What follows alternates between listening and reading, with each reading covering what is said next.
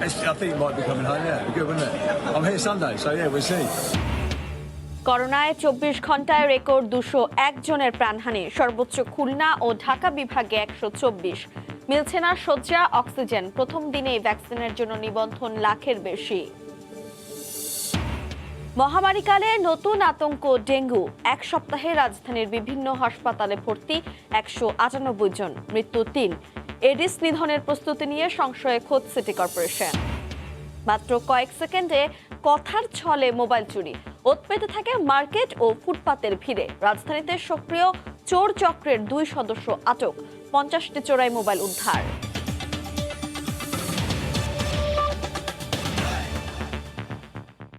ভোরের সময় সঙ্গে আছি আমি তানজিলা খান মেম। শুরুতেই ইউরো চ্যাম্পিয়নশিপের খবর। অবসান হলো ইংল্যান্ডের ৫৫ বছরের অপেক্ষার। লন্ডনের ওয়েমলি স্টেডিয়ামে ইউরোর দ্বিতীয় সেমিফাইনালে অতিরিক্ত সময়ের খেলায় ডেনমার্ককে ২-১ গোলে হারিয়ে প্রথমবারের মতো আসরের ফাইনালে থ্রি লায়নরা। এর ফলে ১৯৬৬ বিশ্বকাপের পর আবারও কোনো বৈশ্বরিক আসরে ফাইনালে উঠল ইংল্যান্ড। আর শেষ হলো ডেনমার্কের এবারের ইউরোর স্বপ্নযাত্রা। রোববার ফাইনালে ইতালির মুখোমুখি হবে ইংল্যান্ড। করোনা প্রসঙ্গ। করোনা সংক্রমণে দেশে বেড়েই চলেছে মৃত্যু। ২৪ ঘন্টায় সারা দেশে মারা গেছেন রেকর্ড ২০১ জন। খুলনা ও ঢাকা বিভাগে ১২৪ জনের মৃত্যু হয়েছে। এদিকে ঢাকা বিভাগে নতুন হটস্পট এখন টাঙ্গাইল ও ফরিদপুর। রিপোর্টার ও প্রতিনিধিদের পাঠানো তথ্য ছবিতে রিপোর্ট। করোনা ভয়ঙ্কর রূপ নিয়েছে। রোগীর চাপে বেসামাল হাসপাতাল কর্তৃপক্ষ। শয্যা সংকটে ব্যাহত হচ্ছে চিকিৎসা সেবা, আছে অক্সিজেন সংকটও। অনেক হাসপাতালের বাইরে রোগীদের দীর্ঘ লাইন এখন। ২৪ ঘন্টায় সর্বোচ্চ মারা গেছে খুলনা বিভাগে ৬৬ জন। এছাড়া চট্টগ্রাম বিভাগে ২১ জন, রাজশাহী বিভাগে ১৮ জন, রংপুর বিভাগে ১৪ জন, ময়মনসিংহ বিভাগে ৮ জন, বরিশাল বিভাগে ৭ জন ও সিলেট বিভাগে ৯ জন মারা গেছেন। খুলনা বিভাগে ৬৬ ও জেলায় ১২ জন মারা গেছেন। ২৪ ঘন্টায় ১,৬৯৫টি নমুনা পরীক্ষায় ৫৮৫ জন শনাক্ত হয়েছেন, হার ৩৪.৫%। আমার রুগী নিয়ে এসেছি ৮টায় সকাল, এখন পর্যন্ত কোনো ভর্তির কোনো ফয়সালা দেয় না, ভর্তি নেবেই না, তারা ডিক্লেয়ার দিয়ে দিচ্ছে। এখন এই অবস্থায় ফেলায় রাখছি, কোথায় নিয়ে যাব কি করবো তো কিছু বুঝতে পারতেছি না। অক্সিজেন যেটা দরকার সেটা অপ্রতুল, আর আমরা ম্যাক্সিমামই বাইরে থেকে আনতেছি। জুনের তুলনায় জুলাইয়ে করোনার দাপট আরো ভয়াবহ। দক্ষিণ পশ্চিমাঞ্চলে পরিস্থিতি নাজুক। জেলা হিসেবে সর্বোচ্চ মৃত্যু যশোরে ১২ জন, কুষ্টিয়ায় মারা গেছেন ১০ জন। রাজশাহী বিভাগে করোনায় ১৮ জন মারা গেছেন। ২৪ ঘন্টায় শনাক্তের হার প্রায় ১৭%। করোনার নতুন হটস্পট বরিশাল ও ময়মনসিংহ। বরিশালে মারা গেছেন ৫ জন আর ময়মনসিংহে ৪ জন। ময়মনসিংহে এরই মধ্যে দেখা দিয়েছে আইসিইউ সংকট। বারিন্দাতে আর মেঝেতে বিভিন্ন জায়গায় হাসপাতালের রোগী অনেক। আমার মা আপনার করোনা ধরেন যেন আপনার অনেক ক্রিটিক্যাল অবস্থায় আছে, বাট আমরা আইসিইউতে বেড পাচ্ছি না। ঢাকা বিভাগের নতুন হটস্পট টাঙ্গাইল ও ফরিদপুর। করোনায় ফরিদপুরে ৭ জন ও টাঙ্গাইলে ৬ জন মারা গেছেন। টাঙ্গাইলে শনাক্তের হার ৫১% আর ফরিদপুরে ৪৬%। এছাড়া ২৪ ঘন্টায় ঝিনাইদহে ৮ জন, সিলেটে ৬ জন, শেরপুর ও জামালপুরে ১ জন করে এবং ঠাকুরগাঁওয়ে ৪ জন মারা গেছেন। আহসানুল করিম, সময় সংবাদ। আইসিইউ তো দূরের কথা, রাজধানীর কোভিড হাসপাতালে একটি শয্যা পাওয়ায় এখন দুরূহ হয়ে উঠেছে। হাসপাতালে চাপ বাড়ায় রোগীর অবস্থা খুব বেশি খারাপ না হলে মিলছে না ভর্তির অনুমতিও। আর সরকারি কোনো হাসপাতালে আইসিইউ না থাকায় সবাই ভিড় করছেন ডিএনসিসি হাসপাতালে। সংক্রমণের হারের সঙ্গে যেন পাল্লা দিয়ে বাড়ছে দুর্ভোগ, বাড়ছে এক হাসপাতাল থেকে অন্য হাসপাতালে ছোটাছুটি। রাজধানীর কুর্মিটোলা জেনারেল হাসপাতালে নির্ধারিত ৩০০ বেড শেষ হয়েছে কবেই। রোগীর সংখ্যা এখন ৪০০রও বেশি। তবু প্রতিদিনই ৫০ জনের বেশি রোগী বাড়ি পাঠিয়েও ঠাঁই মিলছে না হালকা শ্বাসকষ্ট নিয়ে আসা রোগীদের। আমরা বলছিলাম যে আমাদের অনেক সমস্যা, ঠিক আছে আমাদের রোগীটা ভর্তি করেন, এখানে ভর্তি করলো না। আবার যাদের অবস্থা বেশি খারাপ অর্থাৎ আইসিইউ দরকার, তাদের বাধ্য হয়েই ফিরিয়ে দিতে হচ্ছে অন্য হাসপাতালে। সাধারণ বেড আছে কিন্তু অক্সিজেন লেভেল দেখলো যে আপনার 72, 74, তখন বললো যে না আমরা আইসিইউ লাগবে মাস্ট। ভর্তি নিবে না, আমরা এখন প্রাইভেট হাসপাতালের দিকে যাব দেখি ভাবতেছি। আর আইসিইউ ও এইচডিইউ খালি থাকায় গুরুতর সব রোগী যেন ভিড় করেছে ডিএনসিসি কোভিড হাসপাতালে। তাই এই হাসপাতালে তৈরি হয়েছে দীর্ঘ সারি। দৌড়াদৌড়ি করতেছি, বলতেছি যে আইসিইউ রুমের খালি নেই বলে, এই জন্য বলে এই রুমে যাও, ওই রুমে যাও, এখানে যাও, ওইখানে যাও, কত কত আধা ঘন্টা ধরে রুগী এখানে রেখে দিচ্ছি। এখনো হাতে গোনা কয়েকটি আইসিইউ খালি থাকলেও এমন অবস্থা চলতে থাকলে এই সক্ষমতা ফুরিয়ে যাবার শঙ্কা হাসপাতাল পরিচালকের। এই ধারায় যদি প্রতিনিয়ত বাড়তে থাকে তাহলে একটা সময় কিন্তু আমরাও অনেক গভীর সংকটে পড়ে যাব, বিশেষ করে সিরিয়াস পেশেন্ট হ্যান্ডেলের জন্য। আর অধিদপ্তর বলছে রোগী না কমলে হাসপাতালের হাহাকারও কমবে না। অক্সিজেন স্যাচুরেশন যদি বেশি সময় ধরে কম থাকে তাহলে পরে তো ব্রেন ডেথ এমনি হয়ে যায়। তো সেই ক্ষেত্রে তাদেরকে সামাল দেওয়া খুব কঠিন কাজ, তাদেরকে বাঁচানোও কঠিন কাজ। মঙ্গলবার দেশে প্রথমবারের মতো শনাক্ত ছাড়ায় 11,000-এর বেশি। রাশেদ লিমন, সময় সংবাদ, ঢাকা। 2 মাস বন্ধ থাকার পর টিকা নিবন্ধন শুরু হবার প্রথম দিনই নিবন্ধন করেছেন 1 লাখের বেশি মানুষ। আগামী সপ্তাহেই সারা দেশে আবারও গণহারে টিকাদান কর্মসূচির পরিকল্পনা করছে স্বাস্থ্য বিভাগ। এদিকে কোভ্যাক্সের আওতায় 25 থেকে 30 দিনের মধ্যে অ্যাস্ট্রাজেনেকার 35 লাখ টিকা পেতে যাচ্ছে বাংলাদেশ। সিনোফার, মডার্না আর ফাইজার মিলে সরকারের হাতে মজুদ এখন 57 লাখের মতো টিকা। সম্ভাবনা আছে আগামী মাসেও আরও টিকা আসার। আর এর উপর ভর করেই 2 মাস পর আবারও খুলল সুরক্ষা অ্যাপ ও ওয়েবসাইটে নিবন্ধনের সুযোগ। বুধবার প্রথম দিনেই নিবন্ধন করেছেন প্রায় 1 লাখের বেশি নাগরিক। 90,000 এখন পর্যন্ত রেজিস্ট্রেশন হয়েছে। এট এ টাইম যখন হাজার হাজার মানুষ একই সাথে চেষ্টা করছে তখন সাময়িকভাবে কিছুটা সমস্যা ছিল, কিন্তু এখন আমরা এটা ক্লাউডে যেহেতু নিয়ে গিয়েছি, এখন এটা সক্ষমতা আমরা বাড়াচ্ছি যাতে করে সমস্যাটা কম হয়।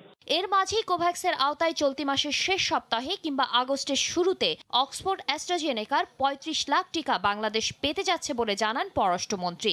এক্সাক্ট পরিমাণ বলে নাই, বাট যে কোনো দিন এই সপ্তাহে হয়তো আগামী সপ্তাহে ওনারা একটা বড় অঙ্কের ভ্যাকসিন আন্ডার কোভ্যাক্স দেবেন। আশা করি 2.5 মিলিয়নের নিচে না, এরকম আশা করি। তাছাড়া ইউরোপিয়ানরা তাদেরও আমরা কন্ট্যাক্ট করেছিলাম, সেইগুলো আসা শুরু হয়েছে। সেইটাও কোভ্যাক্সের আন্ডারে আমরা আরো প্রায় 10 লক্ষ এরকম পাবো। এদিকে আগামী সপ্তাহেই সারা দেশে গণহারে টিকার প্রয়োগ শুরু করতে চায় স্বাস্থ্য বিভাগ। আমরা খুব তাড়াতাড়ি দিব, ইন্টারনাল কাজগুলো এখন সমাধান হচ্ছে, আশা করি 2-4 দিনের মধ্যেই শুরু করতে পারবে।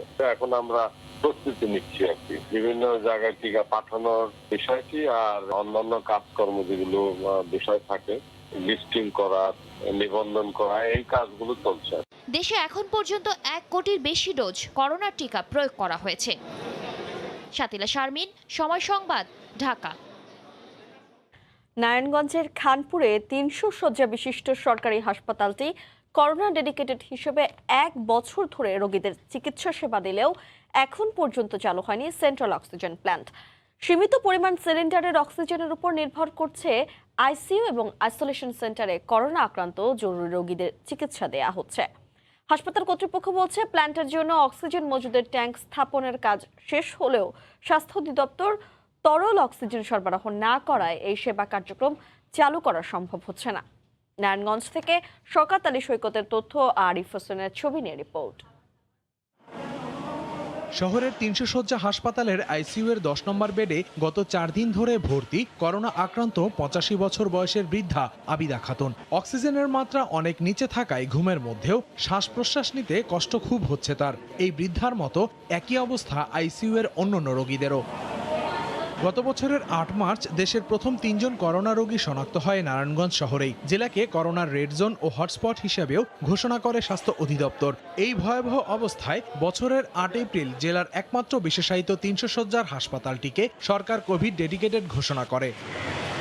চলতি বছরের মে মাসে হাসপাতাল চত্বরে সেন্ট্রাল অক্সিজেন প্লান্ট রুম নির্মাণ সহ তরল অক্সিজেন মজুদের ট্যাঙ্ক স্থাপন ও সংযোগের কাজ সম্পন্ন হয়। এরপর এখন পর্যন্ত স্বাস্থ্য অধিদপ্তর নিয়মিত তরল অক্সিজেন সরবরাহ করতে পারেনি।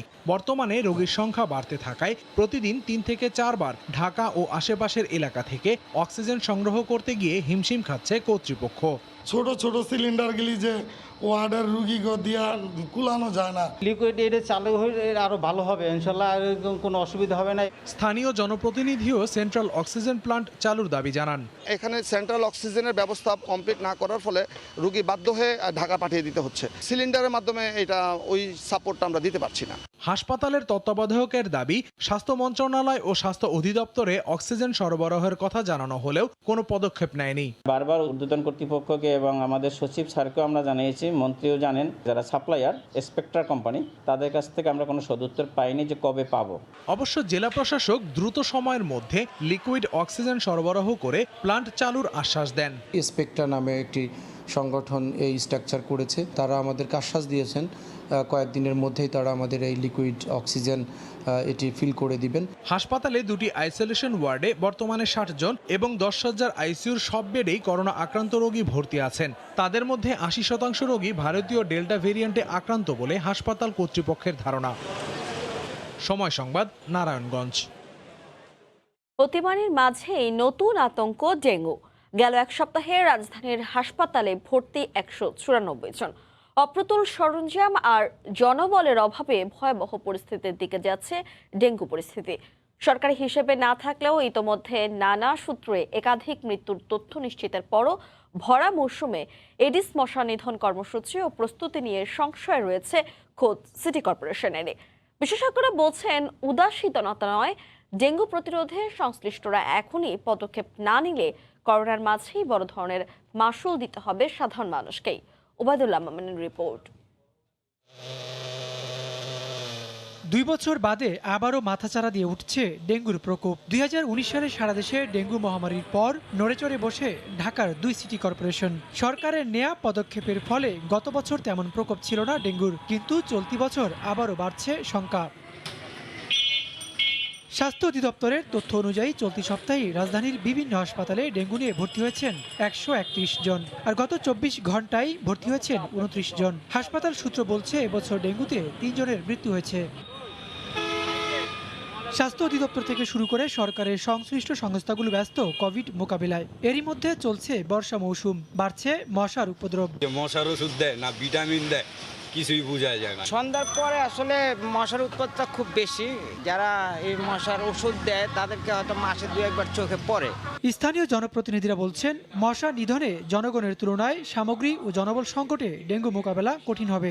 সিটি কর্পোরেশনে মশকের কর্মীর ঘাটতি আছে, মেশিনের ঘাটতি আছে। তো বিগত 1-1.5 বছরের মতন হয়ে গেল, এখনও আমার না মশার মেডিসিন বেড়েছে, যেমন না গাড়ি বেড়েছে, না কোনো মেশিন বেড়েছে। এক্সাক্ট টাইমে অন টাইমে আমি মেশিনগুলো ঠিক মতন পাচ্ছি না, আমি সেবা দিতে পারছি না। আমাদের লোক সংখ্যা অনুপাতে আমাদের যে জনবল আছে বা যেই পরিমাণে আমরা কীটনাশক পাই, এটি কিন্তু যথেষ্ট না, অপ্রতুলতা আছেই। যদিও অভিযোগ মানতে নারাজ সিটি কর্পোরেশন, বলছে এডিস নিধনে মাঠে নেমেছেন তারা। এক্সপেকটেশন হয়তোবা তত ব্যাপক সামগ্রীর কথা আপনি বললেও সেটি হয়তো এইভাবে আমরা ভাবছি না, কারণ অপ্রতুল আমি বলবো না, আমি বলবো যে কাঙ্ক্ষিত সামগ্রীর তুলনায় হয়তোবা ওনারা কম পাচ্ছেন। কীটতত্ত্ববিদরা বলছেন, কথায় নয় কাজে প্রমাণ করতে না পারলে মহামারীকালে ডেঙ্গু হতে পারে মাথা ব্যথার বড় কারণ। জুলাই মাস এবং আগস্ট মাসে ডেঙ্গু রোগীর সংখ্যা আরও বাড়বে যদি জরুরি পদক্ষেপ না নেওয়া হয়। সেক্ষেত্রে সিটি কর্পোরেশন এবং নগরবাসীর যৌথ উদ্যোগে এডিস মশা নিয়ন্ত্রণের জোরদার পদক্ষেপ গ্রহণ করা উচিত। জুলাই থেকে সেপ্টেম্বর ডেঙ্গু বাহক এডিস বিস্তারের উত্তম সময়। ওবায়দুল্লাহ মামুন, সময় সংবাদ, ঢাকা। 40 মণ ওজনের ক্যাপ্টেন।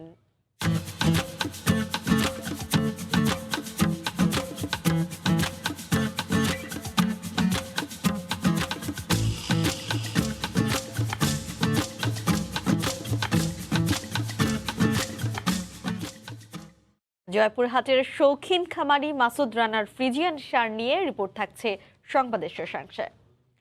টার্গেট পাঞ্জাবি পরিহিত ব্যক্তি, কৌশলে পাঞ্জাবির পকেটে হাত ঢুকিয়ে মোবাইল চুরি। এ কাজে তাদের সময় লাগে মাত্র কয়েক সেকেন্ড। দীর্ঘ 7-8 বছর ধরে এই কায়দায় রাজধানীতে হাত পাকানো 2 জন ধরা পড়ল গোয়েন্দাদের হাতে।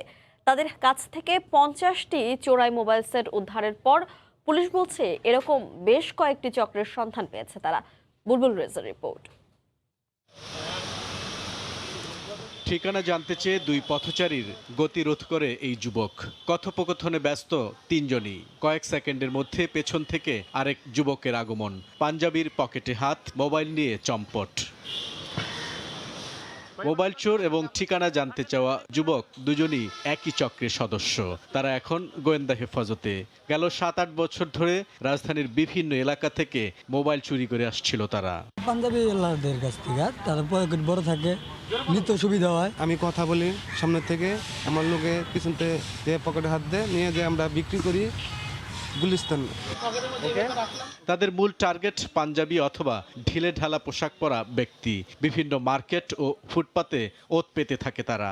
কখনো ভিড়ের মধ্যে, কখনো বা কথোপকথনের ছলে মোবাইল চুরি করাই তাদের পেশা। সম্ভবত আমারে ওরা ফলো করছে, তখন আমি ফোনটা করে শেষ করে কথা বলে রাখা পকেটে রাখছি।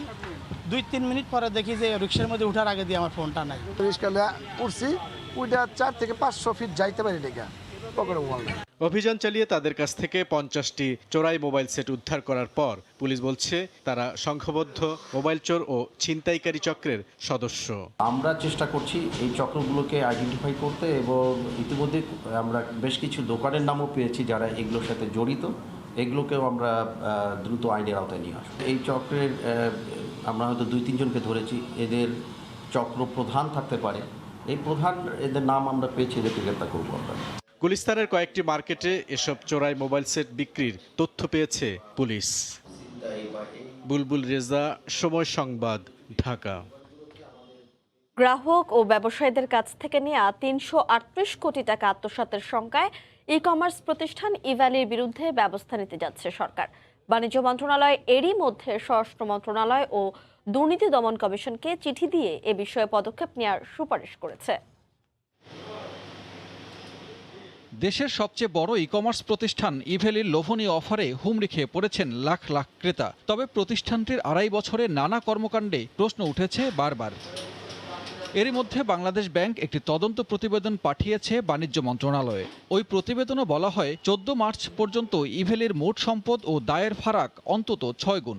মোট সম্পদ মাত্র 91,69,42,846 কোটি টাকার বিপরীতে দায় আছে 407,18,48,994 টাকা।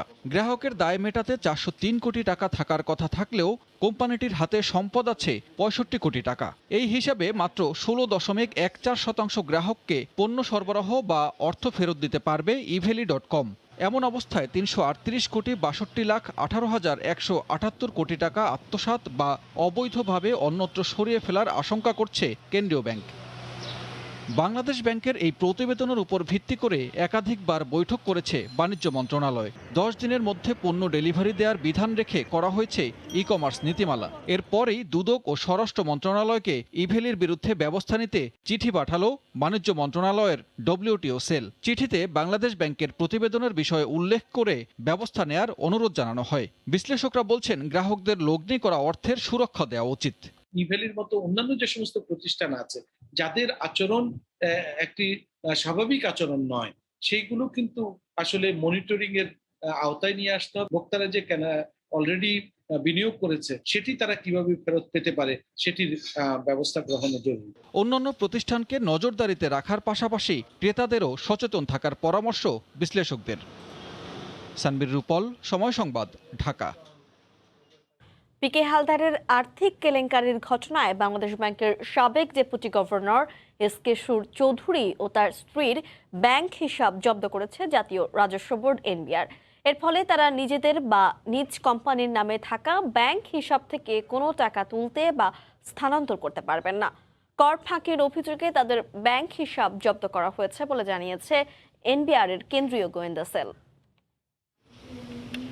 পিপলস লিজিং সহ 4টি আর্থিক প্রতিষ্ঠান থেকে পিকে হালদারের হাজার হাজার কোটি টাকা লোপাটে জড়িত থাকার অভিযোগে নাম আসে বাংলাদেশ ব্যাংকের সাবেক ডেপুটি গভর্নর এসকে সুরের। এই মামলায় গ্রেফতার 2 আসামির জবানবন্দিতেও উঠে আসে আর্থিক অনিয়ম ধামাচাপা দিতে সুরের অর্থ লেনদেনের বিষয়টি। গত 22 জুন এই আর্থিক অনিয়মের ঘটনায় গঠিত তদন্ত কমিটির জিজ্ঞাসাবাদের মুখোমুখি হন বাংলাদেশ ব্যাংকের আলোচিত এই কর্মকর্তা।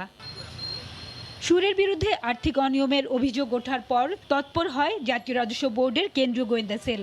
এই ধারাবাহিকতায় কর ফাঁকির অভিযোগে বুধবার সুর ও তার স্ত্রীর ব্যাংক হিসাব জব্দ করে এনবিআর। তাদের ব্যাংক হিসাব হতে অর্থ তোলা ও স্থানান্তর কার্যক্রম স্থগিতে প্রয়োজনীয় ব্যবস্থা গ্রহণে ব্যাংকগুলোকে চিঠি দেয় কেন্দ্রীয় গোয়েন্দা সেল। প্রশান্ত কুমার হালদারের সঙ্গে যে আমরা তদন্ত করতেছি যে পুরো এই বিষয়টা নিয়ে আদালতে বিভিন্ন জন সাক্ষ্য দিচ্ছে, সেই সাক্ষ্য তো তাদের নাম আসছে। এই তদন্ত করে একটা পার্ট হয়ে এসপি সুর এবং তার ওয়াইফ, এসপি সুর চৌধুরী এবং তার ওয়াইফের পরপাতি বিষয় নিয়ে আমাদের তদন্ত চলমান আছে। চলমান তদন্তের একটা অংশ হিসেবে আমরা তার ব্যাংক হিসাব জব্দ করে দিচ্ছি। এর আগে যখন এসপি সুর এবং তার ওয়াইফের ব্যাংক খাস করা হয়েছে, একটা পর্যায়ে এসে আজকে যখন ফিক্স করে দেওয়া হয়েছে। এনবিআর এর চিঠিতে তাদের হিসাব স্থগিত করে ব্যাংক আমানতের তথ্য জরুরি ভিত্তিতে পাঠানোর নির্দেশনা দেওয়া হয়। হাজিরা শিউলি, সময় সংবাদ, ঢাকা।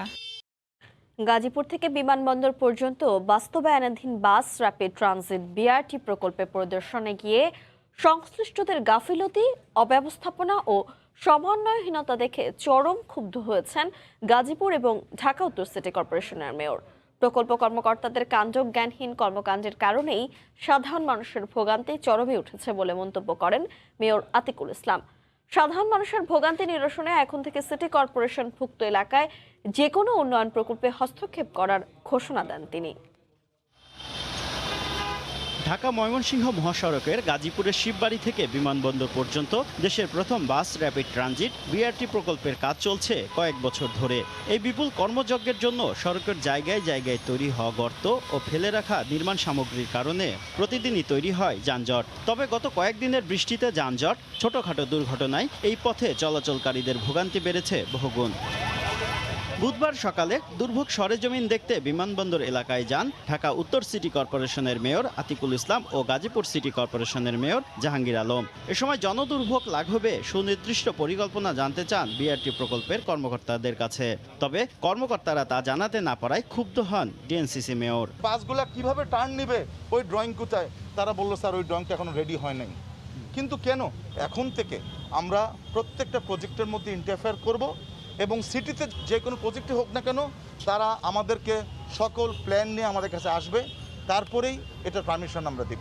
এ সময় বিআরটি প্রকল্প নিয়ে কড়া সমালোচনা করেন গাজীপুর সিটি মেয়রও। যে পরিমাণ গাড়ি এবং যে জনগণ আমাদের নগরে আছে সেই হিসাবে এই যে প্রজেক্ট এবং ডিজাইন বাস্তবের সাথে এবং আমাদের যে প্র্যাকটিক্যাল আছে সেটার সাথে আমরা মিল পাচ্ছি না। নকশাও যদি কোনো পরিবর্তন করতে হয় তাহলে যে সেটা যেন করে নেয়, এটি আমাদের পক্ষে অনুরোধ রইল। ঢাকা থেকে গাজীপুর পর্যন্ত 20 কিলোমিটার এলাকা জুড়ে বাসের জন্য আলাদা লেন নির্মাণে বাস র্যাপিড ট্রানজিট বিআরটি প্রকল্পের কাজ শুরু হয় 2012 সালে। শুভ খান, সময় সংবাদ, ঢাকা। বৈশ্বিক জলবায়ু পরিবর্তনের জন্য ধনী দেশগুলোর কার্বন নিঃসরণ সবচেয়ে দায়ী বলে মন্তব্য করেছেন অর্থমন্ত্রী AHM Mustafa Kamal. Climate vulnerables finance summit উপলক্ষে বুধবার এক ভার্চুয়াল সংবাদ সম্মেলনে অর্থমন্ত্রী আরও বলেন, প্রতিশ্রুত তহবিল থেকে জলবায়ু পরিবর্তনের ঝুঁকি মোকাবেলায় বাংলাদেশের মতো উন্নয়নশীল দেশগুলোকে অর্থ সহায়তা করা উচিত। যারা বেশি কার্বন এমিট করে, যারা ফসিল ফুয়েল বেশি ইউজ করে, তারা রেসপন্সিবল এবং তারা রিচ কান্ট্রিজ 5% জনসংখ্যা নিয়ে 22% কার্বন এমিট করে। ব্যবস্থাটা হলো যে সেখান থেকে ফান্ড নিয়ে ডেভেলপিং ওয়ার্ল্ডকে তারা সবাই সাহায্য করবে, সেটা অলরেডি স্বীকৃত। এবং কিছুদিন পরেই আবার G7 G20 তারা মিটিং করবে এবং সেই মিটিং করে তারা definitely they will find out a way out, how to move forward, how to save this planet. মিয়ানমারের রাজনৈতিক অস্থিরতা এবং ভারতের লকডাউনের সুযোগে করোনা সংক্রমণের কঠোর বিধিনিষেধের মধ্যেও সুদিন ফিরছে দেশের পোশাক শিল্পে। গার্মেন্টস সামগ্রী কিনতে ওই দুটি দেশের বিদেশি ক্রেতারা আবারও বাংলাদেশমুখী হতে শুরু করেছেন। শুধুমাত্র 2 মাসেই কয়েক হাজার কোটি টাকার বাড়তি অর্ডার পেয়েছেন দেশের পোশাক মালিকরা। সাক্ষ্য আতিপুর ক্যামেরায় বিস্তারিত জানাচ্ছেন কম্বল দে। দেশের প্রতিটি গার্মেন্টস কারখানার এখন একই চিত্র। কঠোর লকডাউনের মাঝেও উৎপাদন ব্যবস্থা সচল রাখতে মরিয়া গার্মেন্টস মালিকেরা। অথচ করোনা সংক্রমণের শুরুতে এই শিল্প কতটা ক্ষতির মুখে পড়বে তাই ছিল আলোচনায়। কিন্তু মিয়ানমারের সেনা শাসন নিয়ে রাজনৈতিক অস্থিরতা শুরু হলে ইউরোপ আমেরিকার ক্রেতারা বাংলাদেশমুখী হতে থাকে। এর মাঝে গত 6 মাস ধরে করোনা সংক্রমণ নিয়ে ধুঁকছে অপর প্রতিবেশী দেশ ভারত। সেখানকার ক্রেতারাও পণ্য কিনতে সম্প্রতি বাংলাদেশের যোগাযোগ বাড়িয়ে দিয়েছে। আমরা আশা করছি $35 বিলিয়ন মতন এক্সপোর্ট ভলিউম আমাদের হবে এই অর্থনৈতিক বছরে। চট্টগ্রাম বন্দরের তথ্য মতে চলতি বছরের মে মাসে রপ্তানি পণ্য হিসেবে বিদেশে পাঠানো হয়েছিল 56,000 টিউএস কন্টেইনার। তার বিপরীতে জুলাই মাসে 13% বাড়তি হিসেবে রপ্তানি হয়েছে 63,700 কন্টেইনার, যার 90%ই গার্মেন্টস শিল্পের তৈরি পোশাক। অথচ গত বছরের এই সময়ে রপ্তানি পণ্য নিয়ে কন্টেইনার গেছে 50,000-এর কম। 100% ক্যাপাসিটিতে আমাদের কমপ্লায়েন্স ফ্যাক্টরিগুলো সবাই অর্ডার পাচ্ছে বলে আমি মনে করি। গার্মেন্টস ব্যবসায়ীদের মতে নানা জটিলতায় গত কয়েক বছর ধরে দেশে গার্মেন্টস কারখানার সংখ্যা কমছে, যে কারণে বর্তমানে অর্ডার বাড়লেও পুরোটা সরবরাহ করতে কিছুটা হিমশিম খেতে হচ্ছে। এখন আমাদের সংকুচিত ক্যাপাসিটি দিয়ে বাড়তি অর্ডার ডিল করা খুবই ডিফিকাল্ট। আমার মনে হয় খুব কঠিন উৎপাদন সংকটে পড়ে যাচ্ছি। চট্টগ্রামে বর্তমানে ছোট বড় 270টি গার্মেন্টস কারখানা পুরোদমে চালু রয়েছে, যেখানে শ্রমিক আছেন 5 লাখেরও বেশি। কঠোর লকডাউনের মাঝেও স্বাস্থ্যবিধি মেনে চলছে সবগুলো গার্মেন্টস কারখানা, বাদ যাচ্ছে না ইপিজেডের গার্মেন্টসও। চট্টগ্রামের ইপিজেড থেকে কমল দে, সময় সংবাদ। বগুড়ায় বেড়েছে করোনা আক্রান্ত ও মৃত্যুর সংখ্যা। তীব্র শ্বাসকষ্ট ও জ্বর নিয়ে প্রতিদিনই ভর্তি হচ্ছেন হাসপাতালে। বিস্তারিত জানাতে শহরের সাতমাথা এলাকায় আছেন সহকর্মী মাজেদুর রহমান। সরাসরি চলে যাচ্ছি তার কাছে। মাজেদ, মিম, আপনি আমার পিছনে দেখতে পাচ্ছেন যে কঠিন লকডাউন, সেই লকডাউনটা কেমনভাবে চলছে। এখন যে সকালবেলা, সেই সকালবেলাতেও কিন্তু এখানে প্রচুর পরিমাণে সিএনজি, অটোরিকশা সহ বিভিন্ন যানবাহন কিন্তু এখানে চলাচল করছে। এই চলাচলের মধ্যে পুলিশ অনেকবারে, এখানে যে পুলিশ রয়েছে এবং বর্তমানেও যে পুলিশ রয়েছে তাদের যে ভূমিকাটা, সেই ভূমিকাটা অত কঠোর এখানে তারা দেখাচ্ছে না, অনেকটা শৈথল্যভাব দেখাচ্ছে। ফলে এখানে যে লকডাউন, প্রত্যেক দিনের যে লকডাউন, সেই লকডাউনটা কিন্তু সেভাবে এখানে পরিচালিত হচ্ছে না। ফলে এখানে কিন্তু মানুষজন কিন্তু সচরাচর যেভাবে আগের জীবনযাপন করেছিল সেইভাবে জীবনযাপন করছে। আর একটা বিষয় যে এখানে লকডাউন না মানার অনেকগুলো কারণ রয়েছে, সেগুলো হলো এখানে যে গরিব শ্রেণীর লোকগুলো আছে, সেই লোকগুলো যে খেটে খাওয়া লোকগুলো, সেই লোকগুলোর যে বাড়িতে তাদের খাবার ব্যবস্থা, সে খাবার ব্যবস্থাটা সঠিকভাবে না থাকার কারণেই কিন্তু তারা লকডাউন কোনোভাবে মানতে চাচ্ছে না এবং তারা কিন্তু শ্রমের জন্য, তারা কাজ করার জন্য এবং টাকা উপার্জনের জন্য কিন্তু তারা রাস্তাঘাটে বিভিন্নভাবে তারা ছোটাছুটি করছে। আর এখানে এই লকডাউনের যে কঠিন লকডাউন যে চলছে, সেই কঠিন লকডাউনের মধ্যে কিন্তু এখানে যে করোনা সংক্রমণ, সে সংক্রমণ কিন্তু বেড়ে চলেছে। বিশেষ করে কমিউনিটি সংক্রমণের দিকে কিন্তু এখন যে করোনা পরিস্থিতি সেটি চলে গেছে। ভারতীয় যে ভেরিয়েন্ট, ডেল্টা ভেরিয়েন্ট, সেই ভেরিয়েন্টের কিন্তু মরণ থাবা কিন্তু বগুড়ার আশপাশ এবং বগুড়ার আশপাশে যে জেলাগুলো, সেই জেলাগুলোতে কিন্তু দেখা যাচ্ছে। বিশেষ করে বগুড়া, পার্শ্ববর্তী জয়পুরহাট, পাবনা, নাটোর সহ বিভিন্ন জেলাতে থেকে প্রচুর পরিমাণ কিন্তু রোগী, এই রোগীগুলো কিন্তু বগুড়ার যে হাসপাতাল, বিশেষায়িত করোনা হাসপাতাল রয়েছে, সেই করোনা হাসপাতালে আসছে। পাশাপাশি আরও যে 2টি হাসপাতাল আছে, সেই হাসপাতালে আসছে। ফলে প্রত্যেক দিনই কিন্তু রোগীর সংখ্যা বাড়ছে এবং গতকালের যে পরিস্থিতি ছিল সেটি হলো বগুড়া মোহাম্মদ আলী হাসপাতাল, যেটিতে করোনা বিশেষায়িত হাসপাতাল, সেই হাসপাতালে কিন্তু কোনো আসন সংখ্যা ছিল না। পাশাপাশি শহীদ জিয়াউর রহমান মেডিকেল কলেজে যে আসন সংখ্যা, সেখানেও ফিল আপ ছিল। এভাবে কিন্তু প্রত্যেক দিনই কিন্তু নতুন নতুন রোগীর কারণে কিন্তু আসন সংখ্যা পূরণ হয়ে যাচ্ছে। ফলে নতুন যে রোগীগুলো আরও সংক্রামিত হচ্ছে, সেই রোগীগুলো সামনের দিনে কোনো তারা আসন পাবে কিনা, এই বিষয়টা নিয়ে দুশ্চিন্তা রয়েছে এখানকার সুধীমহল। আর এখানে ডাক্তার, নার্সরা তারা যেভাবে কাজ করছেন, সে কাজে কিন্তু অনেক রোগীরা কিন্তু সন্তুষ্ট। পাশাপাশি একটি বিষয় যেটি বলতে হয়, করোনা রোগীর যে ওয়ার্ড রয়েছে, সেই ওয়ার্ডের যে এখানে টয়লেটের ব্যবস্থা, সেই টয়লেটের ব্যবস্থা কিন্তু অত্যন্ত নাজুক। এখানে বগুড়া শহীদ জিয়াউর রহমান মেডিকেল কলেজ এবং মোহাম্মদ আলী হাসপাতালে যে টয়লেটের ব্যবস্থা রয়েছে রোগীদের জন্য, তারা কিন্তু সেখানে যেতে পারছে না, তারা কিন্তু দুর্বিষহভাবে আছে। আর এখানে যে 3য় এবং 4র্থ শ্রেণীর যারা কর্মকর্তা রয়েছেন, নার্স এবং 4র্থ শ্রেণীর কর্মচারী রয়েছেন, তারা কিন্তু এখানে করোনার যে ঝুঁকি, সেই ঝুঁকি তাদের মধ্যে রয়েছে। এবং ইতিমধ্যে আমরা কালকে শহীদ জিয়াউর রহমান মেডিকেল কলেজ থেকে জেনেছি প্রায় 24 জনের মতন করোনা আক্রান্ত হয়ে তারা কিন্তু ছুটিতে রয়েছে, আইসোলেশনে রয়েছে। ফলে এখানে যে কর্মচারীর সংকট, সেই কর্মচারীর সংকট কিন্তু প্রচুর পরিমাণে দেখা গেছে এবং এখানে পরিষ্কার কিন্তু একেবারে নাজুক অবস্থা পড়ে গেছে।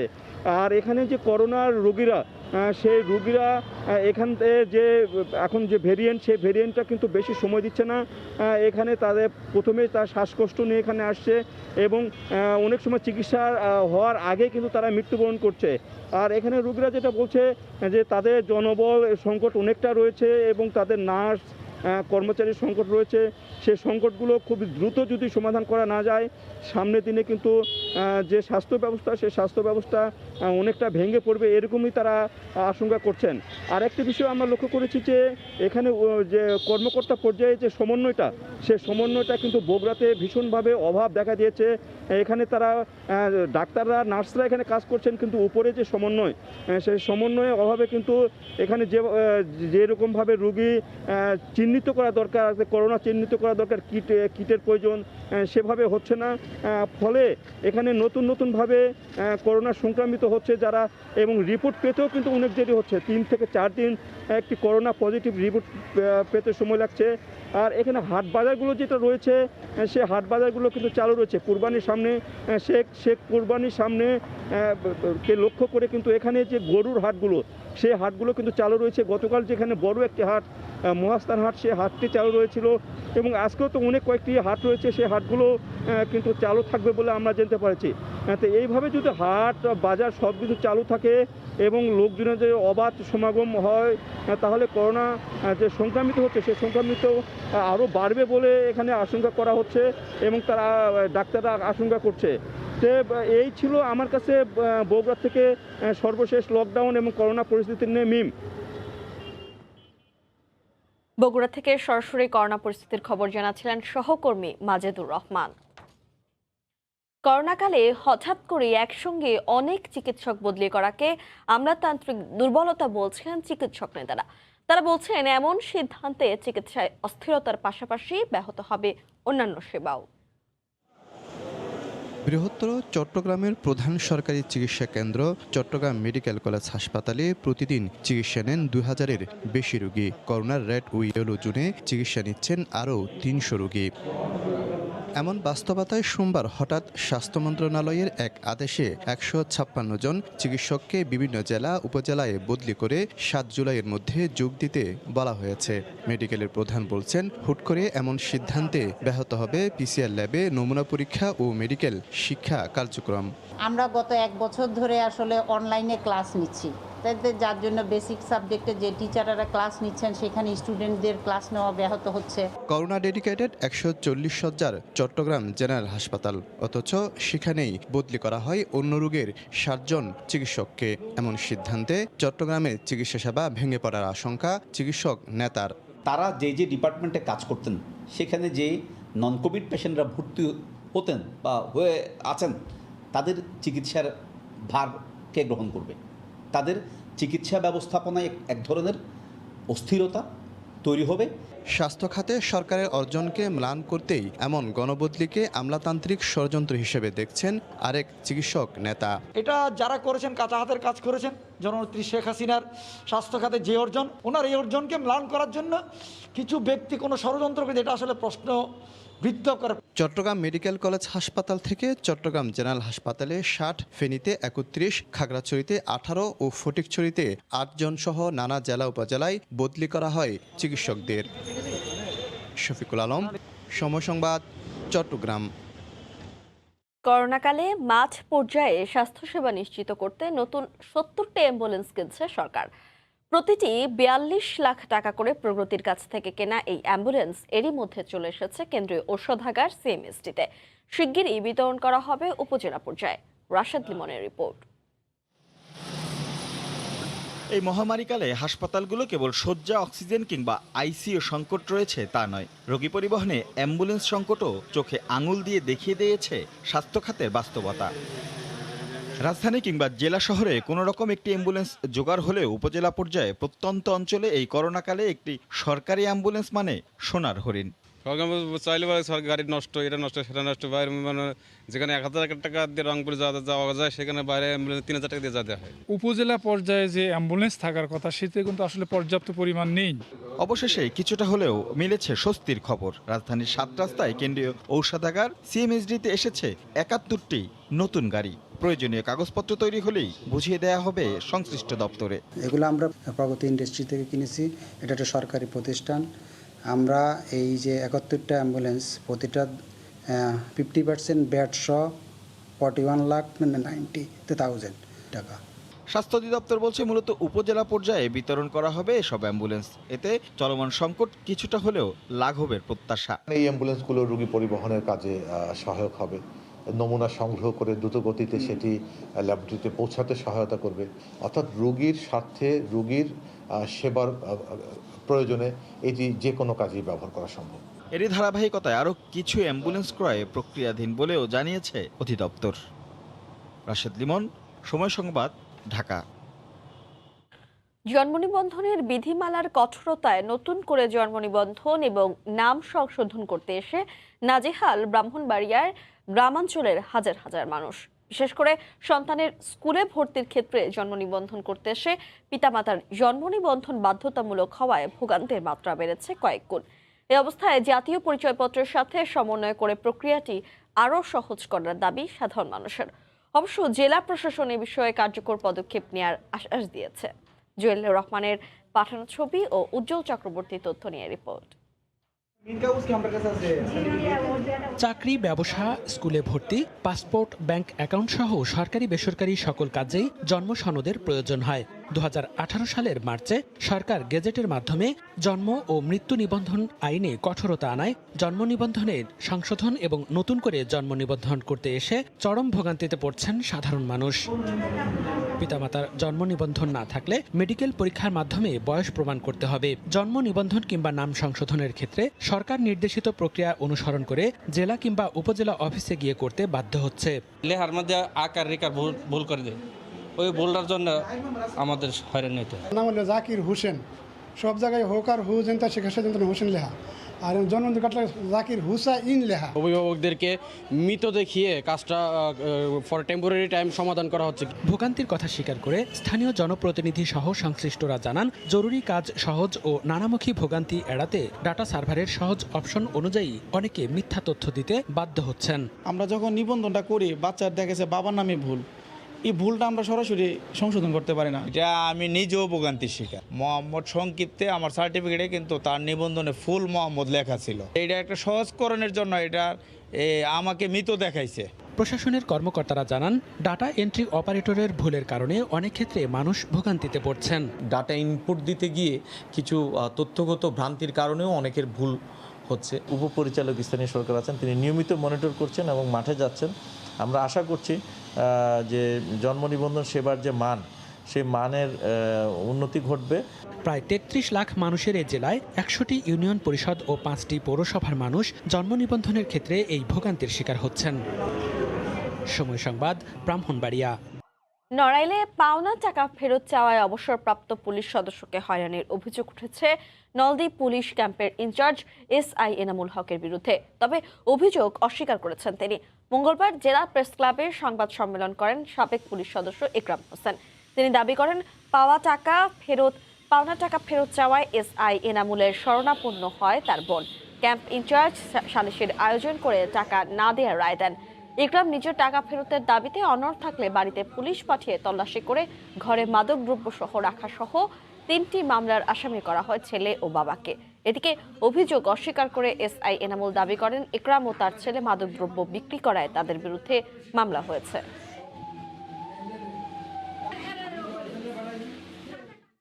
রাজধানী সহ দেশের বেশ কয়েকটি জেলায় মৃদু ভূমিকম্প অনুভূত হয়েছে। রিক্টার স্কেলে 5.2 মাত্রার এই ভূমিকম্পের উৎপত্তিস্থল ছিল ভারতের আসামের লক্ষ্মীপুরে। একের পর এক মৃদু ভূমিকম্পে দেশে বড় ধরনের দুর্যোগের সংখ্যা বাড়ছে। গত মে মাসের শেষ দিকে সিলেটে দফায় দফায় ভূমিকম্পে আতঙ্ক ছড়িয়ে পড়ে সারা দেশে। এক মাস যেতে না যেতেই আবারও কেঁপে উঠল দেশের বিভিন্ন জেলা। বুধবার সকাল 9:15টার দিকে মৃদু ভূকম্পন অনুভূত হয় ঢাকা, রংপুর ও সিলেট সহ বিভিন্ন অঞ্চলে। খাটে শুয়েছিলাম, বুঝতে পারতেছিলাম যে খুব ভূমিকম্প হচ্ছে, তারপরে আমি আতঙ্কিত হয়ে নিচে নামার চেষ্টা করি। ঢাকা শহরে এরকম একটা ভূমিকম্প হওয়া মানে মানুষের কাছে ভীতি সন্ত্রস্ত হওয়া। সিলেটে যেভাবে ফ্রিকোয়েন্ট ভূমিকম্প হচ্ছে, আমরা এই বিষয়ে বেশ আতঙ্ক প্রকাশ করছি। বিগত 1 মাসের মধ্যে বেশ কয়েকবার যে ভূমিকম্প হয়েছে, এটা কিন্তু আমাদের সিলেটের জন্য সিলেটবাসীর জন্য একটা বড় একটা আতঙ্কের খবর। এই ভূমিকম্পের উৎপত্তিস্থল ভারতের আসামের লক্ষ্মীপুরে। রিখটার স্কেলে এর মাত্রা ছিল 5.2। আসামে হয়েছে ভারতে, যা ভুটানের নিচে, এবং বাংলাদেশে পড়ছে নর্থ ওয়েস্টার্লি। এটা রিখটার স্কেল ছিল 5.2। এটা মাঝারি ধরনের। এটা ঢাকা থেকে 242 কিলোমিটার উত্তরে অবস্থিত। দেশের উত্তর অঞ্চল রাজশাহী, রংপুর, ময়মনসিংহ এবং সিলেট এসব অঞ্চল থেকে আমরা কম্পনে অনুভূত সংবাদ পেয়েছি। ভূমিকম্পে দেশের কোথাও ক্ষয়ক্ষতির কোনো খবর পাওয়া যায়নি বলে জানিয়েছে আবহাওয়া অধিদপ্তর। শাকির আহমেদ, সময় সংবাদ, ঢাকা। মুন্সিগঞ্জের ভাষাচরে প্রধানমন্ত্রী উপহারের ঘর উদ্বোধন হলেও উপকারকারীরা কেউই উঠতে পারেনি। তার আগেই ভেঙে পড়েছে ঘর। বিস্তারিত নাসির উদ্দিনের রিপোর্টে ছবি তুলেছেন আবু সাইদ। 17 দিন আগে প্রধানমন্ত্রীর উপহারের ঘরের এমন হাল, ভাঙাচোরা পড়ে আছে, কোনোটি আবার জোড়াতালি দিয়ে নতুন করা হচ্ছে। নির্মাণাধীন ঘরগুলো দেখেই বোঝা যায় ব্যবস্থাপনায় বড় গরমিল। ঘরে ওঠার আগেই ভেঙে পড়েছে। 200 ঘর উদ্বোধন হলেও নির্মাণাধীন ঘর আছে 150টি। নিম্নমানের কাজের কারণেই নির্মাণাধীন অবস্থায় স্থাপনাগুলো ভেঙে পড়েছে। একটা ঘর মনে করেন পাইছে, অন্তর লাগবো না, মনে করেন আমরা হাতও পাইনি, অন্তর লাগ আমার দলিলও হয় নাই, আর মনে করেন ভাঙ্গে পড়ে গেছে। উদ্বোধন করছে, এখন আমরা ঘর পাইনি, ভেঙে গেছে সবকিছু। বিল্ডিং এর নিচে বালুটি সব বৃষ্টির পানিতে ঝরা যাইতেছে, এর লাগে বিল্ডিং ভেঙে পড়তেছে। আগে যে কন্ট্রাক্টর ছিল সে আর কি কাজগুলো এইভাবে করছে, সে এখন পালাই গেছে। প্রথম অবস্থায় ঘরগুলো নির্মাণ সঠিক না হয় এখন কমিটির মাধ্যমে মানসম্মত নির্মাণ কাজ চলছে জানালেন ইউএনও। কোথাও হয়তো ভরাটকৃত মাটি পেয়েছিল, কোথাও ভরাটকৃত মাটি পাই নাই, কোথাও নিচু জমি ছিল, কোথাও একটু উঁচু করতে হয়েছে। কাজের ভেরিয়েশনে এটা এদিক সেদিক হতে পারে। প্রধানমন্ত্রীর মহতী উদ্যোগ নিয়ে অনিয়মকারীদের বিরুদ্ধে দৃষ্টান্তমূলক ব্যবস্থা নেওয়ার দাবি সংসদ সদস্যের।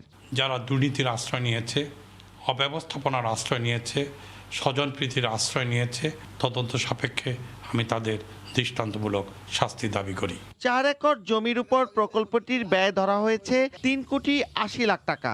ঘরগুলো যথাযথভাবে তৈরি না করবার কারণে ভূমিহীনরা ঘরে উঠবার আগেই এইভাবে ভেঙে পড়ছে। মুন্সিগঞ্জের ভাষাঞ্চর আশ্রয়ণ কেন্দ্র থেকে নাসির উদ্দিন উজ্জ্বল, সময় সংবাদ। উদ্বোধনের 5 মাস পেরিয়ে গেলেও প্রধানমন্ত্রীর উপহারের ঘরে ওঠেননি হিলির অনেক ভূমিহীন। পানি ও বিদ্যুৎ ব্যবস্থা নেই, অল্প বৃষ্টিতে ডুবে যায় চলাচলের রাস্তা, ঘরে প্রবেশ করে পানি, এমন অভিযোগ বসবাসরতদের। তবে ঘরগুলোর নকশা অনুযায়ী নির্মাণ করা হয়েছে এবং শিগগিরই রাস্তা, বিদ্যুৎ ও পানি সমস্যার সমাধান হবে বলে জানিয়েছে উপজেলা প্রশাসন। হিলি প্রতিনিধি শফিকুল ইসলাম শফিকের পাঠানো তথ্য, ছবি নিয়ে রিপোর্ট। মুজিববর্ষ উপলক্ষে ভূমিহীনদের জন্য নির্মাণ করা সারি সারি ঘরের চারদিকে এখন বৃষ্টির পানি। সীমান্ত ঘেঁষা হিলি হাকিমপুর উপজেলার বোয়ালদার ইউনিয়নের পলি বটতলি এলাকায় নির্মাণ করা হয় এসব ঘর। গেল জানুয়ারি মাসে উদ্বোধনও করা হয়। 86টি পরিবার এসব ঘরে থাকার কথা থাকলেও বসবাস করছেন মাত্র 33 জন। তাদের অভিযোগ, নির্মাণাধীন এসব ঘরে নেই বিদ্যুৎ, নেই পানির ব্যবস্থা। অন্যদিকে দ্বিতীয় ধাপে উদ্বোধন হওয়া ঘরগুলোরও একই অবস্থা। সমস্যা এখানে পানি, কাদা, এখানে চলার মতো পরিবেশ নেই। এই কারেন্ট আমাদের বলে ওয়ার্লিং করে, আমাদের হাত ধরে ওয়ার্লিং করলাম, করে আমাদের কারেন্ট ছোট বাচ্চাদের নিয়ে গরমে থাকা যায় না, কিছু না। সবগুলা ঘর মিলে একটা টিউবওয়েল, আমরা কেমন করে যাব পানি খাতে? ঘরের মধ্যে পানি পড়ে, পানি শেষে ফেলে দিতে হয়। সামান্য বাতাস হতে পিছনকার বারান্দা উড়ে চলে গেছে। পানি পরে ঘরের ভিতর থাকা যায় না, বাচ্চা কাচ্চা নিয়ে থাকা যায় না, সমস্যা। একটু হাঁটু পানি জমুক, কত পরিশ্রম করে আমরা চলতেছি। এদিকে সরকারি নিয়ম মেনেই ঘরগুলো নির্মাণ করা হয়েছে বলে জানান উপজেলা নির্বাহী কর্মকর্তা। এলজিডির মাধ্যমে করা আছে যে ওই ঘরগুলোর মাঝখানে যে রাস্তা, সেটি পাকাকরণের প্রকল্প ইতিমধ্যে নেওয়া হয়েছে। তারা প্রজেক্ট তাদের স্ব দপ্তরে পাঠিয়েছেন। সেটি পাশ হয়ে গেলে প্রত্যেকটা ঘরের সামনেই আমরা 10 ফুট চওড়া পাকা রাস্তার ব্যবস্থা। উপজেলা প্রশাসনের তথ্য মতে প্রথম পর্যায়ে উপজেলার 3টি ইউনিয়নে 145টি ঘর নির্মাণ শেষে ভূমিহীনদের কাছে হস্তান্তর করা হয়। সময় সংবাদ, হিলি। প্রতি বছরই বর্ষা এলেই পাহাড়ি জেলা বান্দরবানে দেখা দেয় পাহাড় ধসের আশঙ্কা। গত কয়েকদিনের বর্ষণে এবার এই আশঙ্কা আরো বেড়েছে। এই অবস্থায় ঝুঁকি নিয়ে পাহাড়ে বসবাসকারী পরিবারগুলোকে নিরাপদ আশ্রয়ে সরিয়ে নেওয়া না হলে ঘটতে পারে ব্যাপক প্রাণহানির ঘটনা। বান্দরবানের লামা, রোয়াংছড়ি, থানচি, আলীকদম, নাইক্ষংছড়ি, রুমা ও জেলা সদরসহ 7টি উপজেলায় বসবাস করে প্রায় 4 লাখ মানুষ। এর মধ্যে বিভিন্ন স্থানে মৃত্যু ঝুঁকি নিয়ে পাহাড়ের পাদদেশে বাস করছেন লক্ষাধিক মানুষ। শুধু পৌর এলাকার লাঙ্গিপাড়া, ইসলামপুর, কাশেমপাড়া, সিদ্দিকনগর, কালাঘাটা, বনরূপাপাড়া ও বালাঘাটা এলাকায় আছেন এমন 10,000 মানুষ। প্রশাসনের পক্ষ থেকে ঝুঁকিপূর্ণ বসবাসকারীদের আশ্রয়কেন্দ্রে যেতে বলা হলেও নানা কারণ দেখিয়ে যেতে চান না তারা। বৃষ্টি যদি হয় এখানে পাহাড় ভাঙলে এখানে মানে খুব রিস্ক হয়ে যায়। মেস্টে আসে, তারপরে এখানে জেলা প্রশাসক এখান থেকে অনুমতি দিচ্ছে এখানে চলে যাও। সরকার যদি আমাদেরকে এরকম একটা নির্দিষ্ট জায়গা দেয় তাহলে আমরা ঘরবান্দি থাকতে পারবো, যাইতে পারবো। নির্বিচারে বৃক্ষনিধন, অপরিকল্পিত পাহাড় কাটা আর ঝিরি ঝর্ণা থেকে অবাধে পাথর উত্তোলনকে পাহাড় ধসের কারণ হিসেবে দেখছেন বিশেষজ্ঞরা। পার্বত্যাঞ্চলে ভূমিধসের অন্যতম প্রধান কারণ হচ্ছে যে অপরিকল্পিত উপায়ে চাষাবাদ করা, নির্বিচারে বৃক্ষনিধন করা, পাহাড় কাটা। সরকারি তথ্য মতে গেল 1 দশকে বান্দরবানে বিভিন্ন সময় প্রবল বর্ষণ আর পাহাড় ধসে মর্মান্তিক মৃত্যু হয়েছে 93 জনের। এরপরও বিভিন্ন স্থানে এখনও পাহাড় কেটে নতুন বসতি গড়ে তুলছেন অনেকে। তবে পাহাড় ধসে প্রাণহানির ঘটনা এড়াতে ব্যবস্থা নেওয়া হচ্ছে বলে জানালো জেলা প্রশাসন।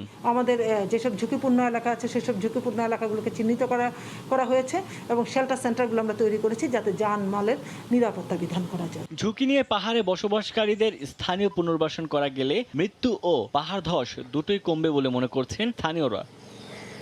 সময় সংবাদ, বান্দরবান। কিশোরগঞ্জ ও রাঙামাটিতে অসহায় মানুষের মাঝে খাদ্য সামগ্রী বিতরণ করা হয়েছে। গতকাল দুপুরে কিশোরগঞ্জ জেলা আওয়ামী লীগ কার্যালয়ে সদর ও হোসেনপুর উপজেলার 500 দরিদ্র মানুষের মাঝে রান্না করা খাবার বিতরণ করা হয়। অন্যদিকে রাঙামাটি শহরের শিশু নিকেতন মাঠে কর্মহীন 1.5 শতাধিক মানুষের মাঝে খাদ্য সামগ্রী বিতরণ করে জেলা প্রশাসন।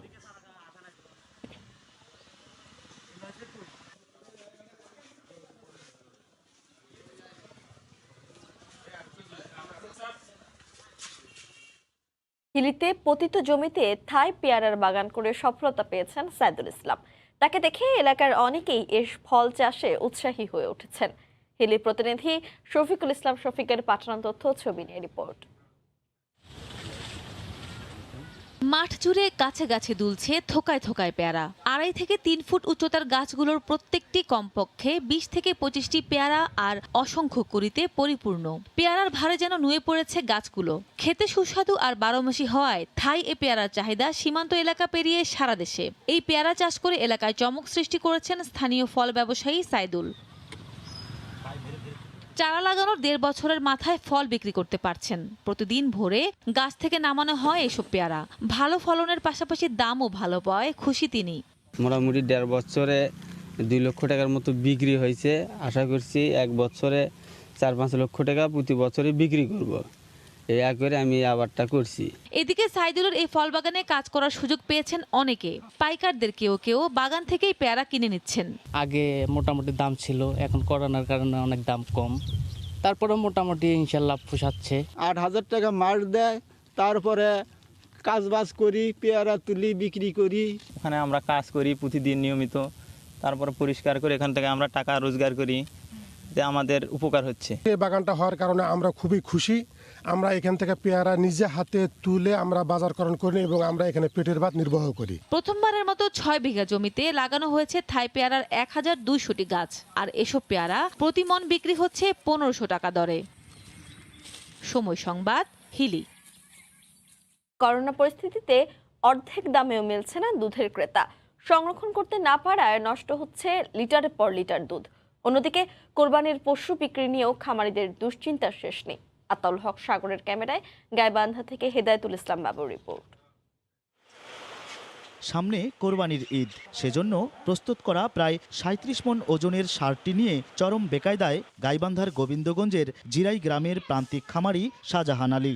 ধার দেনার টাকায় বহু কষ্টের ষাঁড়টির ন্যায্য মূল্য না পেলে পথে বসতে হবে তাকে। বিক্রি না করলে আমার অনেক ক্ষতি আসবে, অনেক দেনাদুনা করে গরু খাওয়ার জোগাড় করেছি, দোকানে অনেক টাকা বাকিও পড়ে গেছে। গরু বিক্রি করে হাতে ঋণটা শোধ করবো। রেস্তোরাঁ থেকে মিষ্টির দোকান, লকডাউনে সবই বন্ধ, ফলে 60 টাকা লিটারের দুধ 30 টাকায় দিয়েও ক্রেতা পাচ্ছে না মহিমাগঞ্জের এমএক্স ডেইরি। অনুরোধ করে অর্ধেক দামে দুধ দিয়েও ক্রেতা না মেলায় বাড়তি দুধ ফেলে দিতে বাধ্য হচ্ছে তারা। প্রতি কেজি দুধ উৎপাদনের খরচ পড়ে যায় দেখা গেল 50 থেকে 52 টাকার মতো। 50% দামে দুধ নিচ্ছে। এখন তারপরেও দুধ কিছু নষ্ট হয়ে যাচ্ছে। গতকাল আমার 60 লিটার দুধ নষ্ট হয়ে গেছে। এখন যদি ফার্মটা হিমগুড়ি বন্ধ হয়ে যায় তাহলে আমাদের জেলা 20-25 জন কর্মচারী আছে, আমাদের এদেরও তো সমস্যা।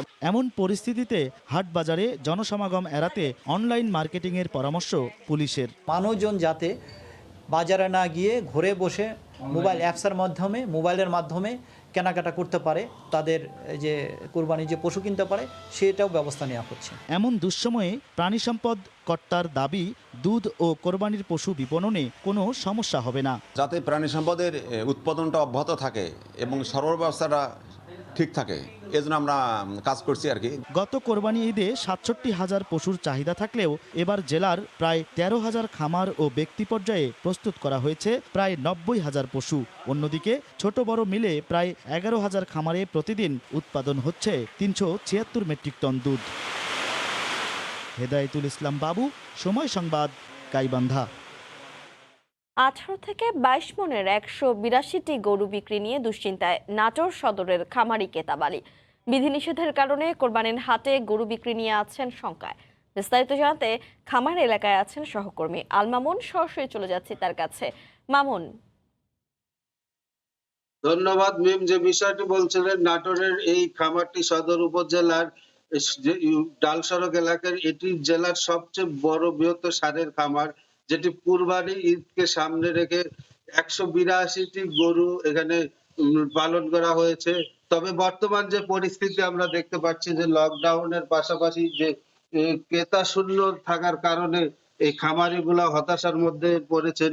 বিশেষ করে যে বিষয়টি আমরা বলতে পারি, খামার মালিক গত বছর যে তার 80টি গরু পালন করেছিলেন, গরু পালন করার পরে এখান থেকে তিনি 40টি গরু গত বছর বিক্রি করতে পেরেছিলেন, আর 40টি ছিল, এবং গত বছরের লোকসান পোষাতে তিনি এবার আরো 142টি গরু ব্যাংক থেকে ঋণ নিয়ে তিনি পালন করেছেন। করার পরে তিনি এই সামনের বিক্রি নিয়ে সংসার মধ্যে রয়েছেন।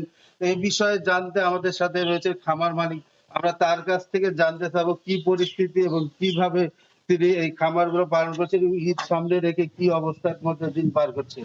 বিসমিল্লাহির রহমানির রহিম। আমি আসন্ন কুরবানি ঈদকে সামনে রেখে আমার খামারে প্রায় 180-82টির মতো গরু মহিষ সহকারে লালন পালন করেছি। এই গরুগুলো একদম প্রাকৃতিক খাবার খাইয়ে আমি লালন পালন করেছি ঈদকে সামনে রেখে বিক্রয় করব বলে, কিন্তু এখনো কোনো ক্রেতার সেইভাবে আমরা সাড়া পাইনি। তবে কিছু কিছু ক্রেতা আমাদের সাথে যোগাযোগ করতেছে, কিন্তু এই সরকার যে কঠোর লকডাউনের ঘোষণা দিচ্ছে, এই লকডাউনের কারণে ক্রেতারা আসতে পারতেছে না। আর আমি যদি এই গরুগুলো কুরবানি ঈদকে সামনে রেখে মানে কুরবানিতে না বিক্রি করতে পারি, তাহলে আমি হচ্ছে যে ব্যাংক থেকে যে ঋণ নিয়ে এই গরুর খামার করছি, এতে আমি অনেক ব্যাপকভাবে ক্ষতিগ্রস্ত হব যদি আরেকটি বছর এই গরুগুলো পালন করা লাগে। ধন্যবাদ। যে বিষয়টি শুনছিলেন, তিনি বিক্রি নিয়ে সংসার মধ্যে থাকলেও জেলা প্রাণী সম্পদ অধিদপ্তর থেকে কিন্তু গরু বিক্রির মাঠে নেমেছেন। আজকে আমরা এই খামারে পেয়েছি নাটোরের জেলা প্রাণী সম্পদ কর্মকর্তা ডাক্তার গোলাম মোস্তফা। উনি সব খামারগুলো, নাটোর জেলা প্রায় 16,000-এর যে খামার রয়েছে তার বড় খামারগুলো উনি পরিদর্শন শুরু করেছেন, এবং এই পরিদর্শনের প্রেক্ষিতে যেটি একটা বিষয় বলতে পারি, আগামী সপ্তাহে থেকে 10 থেকে 12 থেকে 14 12 থেকে 15 তারিখের মধ্যে আগামী এই 3 দিনে তারা প্রথম পর্যায়ে ঢাকায় বেশ কিছু গরু প্রেরণ করবেন ঢাকায়, এবং এখান থেকে তার নাটোরের প্রথম চালান শুরু হতে পারে, এবং অনলাইন মার্কেট সহ বিভিন্ন ধরনের চেষ্টা রয়েছে প্রাণী সম্পদ বিভাগের।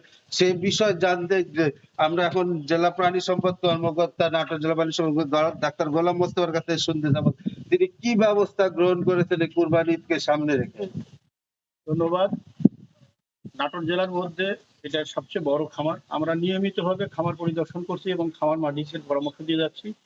এই বছরে কোভিড-19 সংক্রমণের কারণে আমরা অনলাইন প্ল্যাটফর্ম তৈরি করেছি সরকারিভাবে 10টা এবং সামাজিক মাধ্যমে শতাধিক আমাদের প্ল্যাটফর্ম তৈরি হয়ে গেছে। ইতিমধ্যেই আমার সরকারি হিসাব মতে আমরা 4000 পশু অনলাইনের মাধ্যমে বিক্রি করতে পেরেছি এবং প্রতিনিয়তই আমরা সামাজিক মাধ্যম সহ আমাদের www.natorposhurhat.com এই সমস্ত প্ল্যাটফর্মের মধ্যে আমরা প্রতিনিয়তই আমাদের গরুর ছবি দিয়ে আপলোড করছি, ওজন এবং তাদের কালার দেখে মানুষ পছন্দ করছে।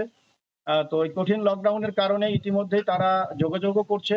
আমরা আশা করছি আগামী 12 তারিখ থেকে আমাদের এই নাটোর থেকে কমপক্ষে 12, 13, 14 তারিখে 30 থেকে 35টি ট্রাক আমাদের ঢাকা এবং চিটাগাং উদ্দেশ্যে রওনা দিবে।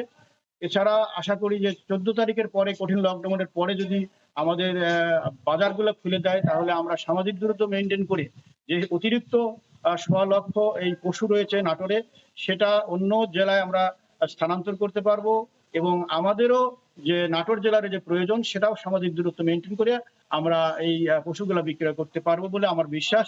খামারিরা আশা করি এই বছরে তারা দেশীয় গরু কোরবানির মাধ্যমে খামারিরা তারা উপকৃত হবে বলে আমার বিশ্বাস যে আমাদের যে অতিরিক্ত পশুগুলো রয়েছে অবশ্যই আমরা ইনশাআল্লাহ এই কোরবানির আগেই আমরা বিক্রি করতে পারবো। ধন্যবাদ। শুনছিলেন জেলা প্রাণী সম্পদ কর্মকর্তা, তিনি কি কি ব্যবস্থা গ্রহণ করছেন। একটি বিষয় যেটা আমরা বলতে পারি, চলতি বছর যে নাটোর জেলায় প্রায় ছোট বড় 16,500 খামারে 1,25,000 পিস গরু এবং মহিষ পালন করা হয়েছে এবং নাটোর জেলার কিন্তু চাহিদা গরু মহিষের 60 থেকে 65,000 পিস গরু এবং মহিষের চাহিদা। এর বাইরে বাকি গরু এবং মোষ সেগুলো কিন্তু রাজধানী সহ বিভিন্ন জায়গায় প্রেরণ করা হয় এবং আগামী যে 12 তারিখ থেকে প্রথম চালান যাওয়া শুরু হবে এবং এই যাওয়ার প্রেক্ষিতে একটা আশার আলো সৃষ্টি হয়েছে যে গত বছর যে অবিকৃত গরুগুলো রয়েছে সেগুলো এবার বিক্রি হবে। পাশাপাশি একটি বিষয় বলতে পারি যে আমরা এবার কিন্তু নাটোর জেলায় এই যে 1,25,000 পিস গরু এবং মহিষ আছে সেটির বাজার মূল্য কিন্তু 800 কোটি টাকা বলে ধারণা করছে স্থানীয় প্রাণী সম্পদ বিভাগ এবং এটি বিক্রি করতে না পারলে খামারিরা বড় ধরনের লোকসানের মধ্যে পড়বেন বলে যেটি জানিয়েছে প্রাণী সম্পদ বিভাগ এবং খামারিরা। তো এই ছিল আমার কাছে গরুর সর্বশেষ পরিস্থিতি। নাটোর থেকে সরাসরি যুক্ত হয়েছিলেন সহকর্মী আল মামুন। 40 মণ ওজনের ক্যাপ্টেনকে নিয়ে বেকায়দায় পড়েছেন জয়পুরহাটের শৌখিন খামারি মাসুদ রানা। সম্পূর্ণ প্রাকৃতিক পদ্ধতিতে মোটা তাজা করা তার দানব আকৃতির ফ্রিজিয়ান ষাঁড়টি করোনা পরিস্থিতিতে এবছরও বিক্রি করতে পারছে না। দাম চাওয়া হচ্ছে 22 লাখ টাকা। জয়পুরহাট প্রতিনিধি শাহিদুল ইসলাম সবুজের তথ্য ছবি নিয়ে রিপোর্ট।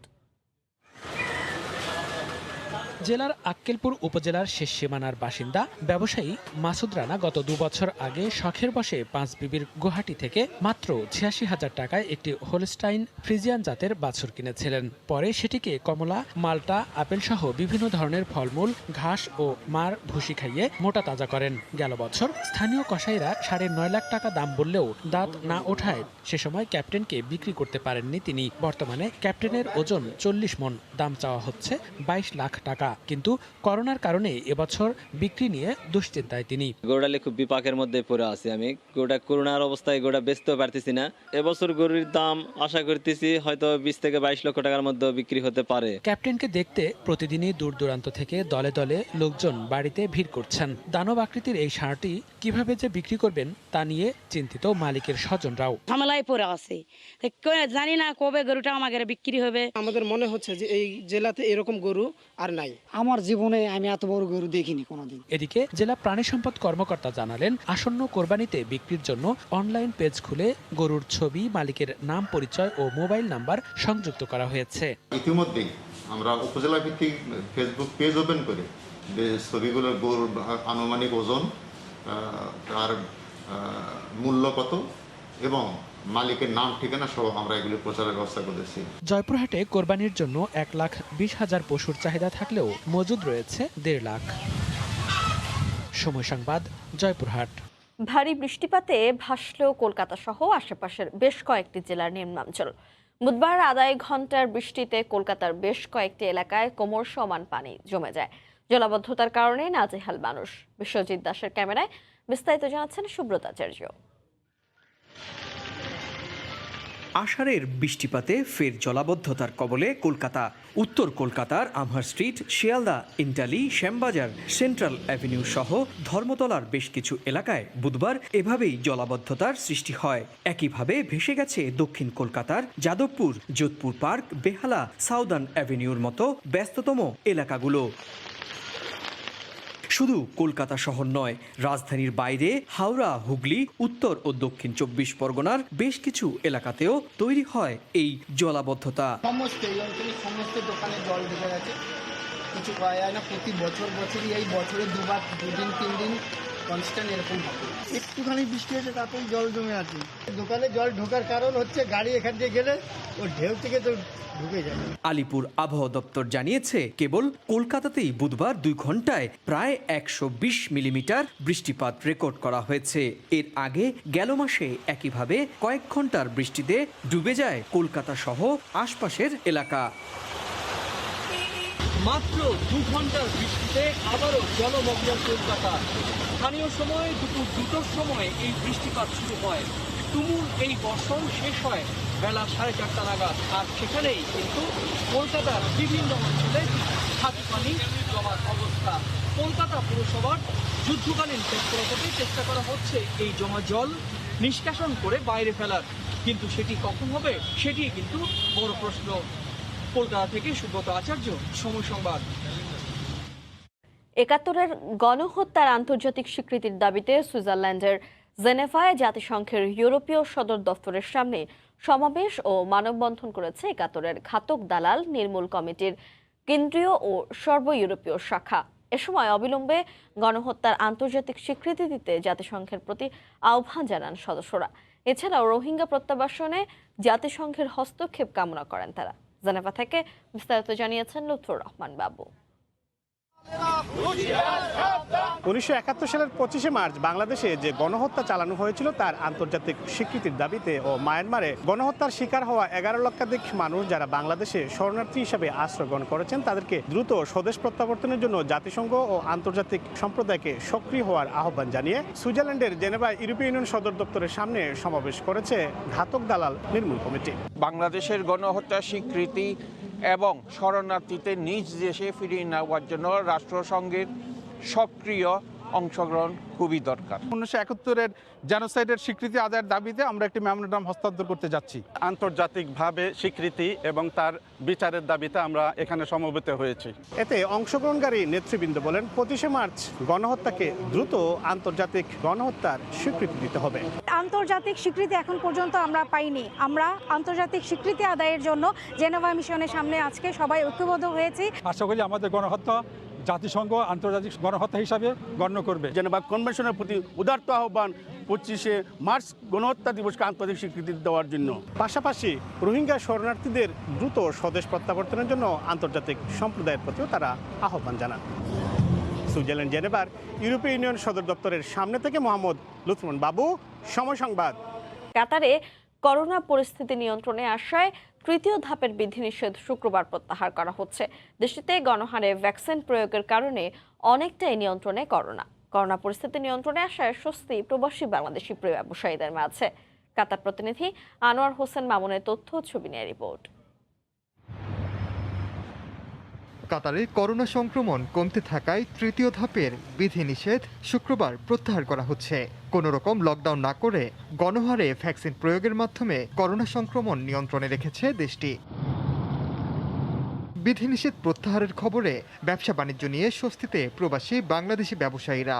সম্পূর্ণ লকডাউন ছাড়াই কাতার সরকারের আন্তরিক প্রচেষ্টায় অতি অল্প সময়ে ভ্যাকসিন দেওয়ার কারণে আলহামদুলিল্লাহ করোনা পরিস্থিতি এখন নিয়ন্ত্রণে। কাতার গভর্নমেন্ট অত্যন্ত সুপরিকল্পিতভাবে পদক্ষেপ নেওয়ার কারণে এখানে করোনা পরিস্থিতিতে একদম আশাতীতভাবে চমৎকারভাবে আমরা ভালো আছি এবং আমাদের ব্যবসা বাণিজ্য কোনো রকম ব্যাঘাত ঘটেনি। আগামী 30 জুলাই চতুর্থ ধাপে একেবারে প্রত্যাহার করা হবে বিধিনিষেধ। মূলত দেশটিতে গণহারে ভ্যাকসিনেশন কার্যক্রম অব্যাহত থাকায় গড় আক্রান্তের হার 100-র নিচে নেমে এসেছে। 25 লাখের বেশি জনসংখ্যার দেশটিতে এরই মধ্যে প্রায় 34 লাখ ডোজ করোনা ভ্যাকসিন বিনামূল্যে দেয়া হয়েছে।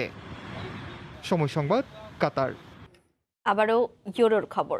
ইংল্যান্ডের কোটি ফুটবল ভক্তের স্বপ্ন সত্যি হবার পথে। ঐতিহাসিক ওয়েম্বলি স্টেডিয়ামে ডেনমার্ককে হারানোর পর প্রথম ইউরো শিরোপা জয়ের স্বপ্নে বিভোর সমর্থকরা। নিজেদের মাঠে খেলা হওয়ায় ফাইনালেও 3 লায়নরাই জিতবে এমন প্রত্যাশা তাদের। লন্ডন থেকে শোয়েব কবিরের report. It's coming home. Football ঘরে ফিরেছে। ইংল্যান্ড সমর্থকদের মুখে মুখে এখন এই সুর। শেষ হলো ইংল্যান্ডের 55 বছরের অপেক্ষার। ডেনমার্কের রূপকথার ইতি টেনে ইউরো চ্যাম্পিয়নের ফাইনালে 3 লায়নরা। দেশ জুড়ে সমর্থকদের উল্লাস। জার্মানিকে হারানোর পর থেকেই ফাইনালের স্বপ্ন দেখা শুরু, সেটা ধীরে ধীরে সত্যি হওয়ার পথে। যদিও উইম্বলিতে ডেনমার্কের বিপক্ষে জয়টা সহজ ছিল না ইংল্যান্ডের জন্য, তবে শেষ পর্যন্ত দল জিতেছে, এতেই খুশি সবাই।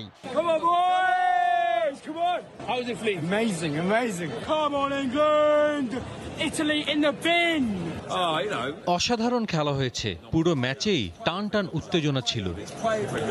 কোয়ার্টার ফাইনালে ইউক্রেনকে গুড়িয়ে দেয় রহিম স্টার্লিং, হ্যারি কেনরা। সেই ধারাবাহিকতায় এবার সেমিতেও জয়। ফাইনালে প্রতিপক্ষ ইতালি। তবে প্রতিপক্ষের শক্তি নিয়ে ভাবতে নারাজ ভক্তরা। এখন সবার অপেক্ষা শিরোপা উঁচিয়ে ধরার।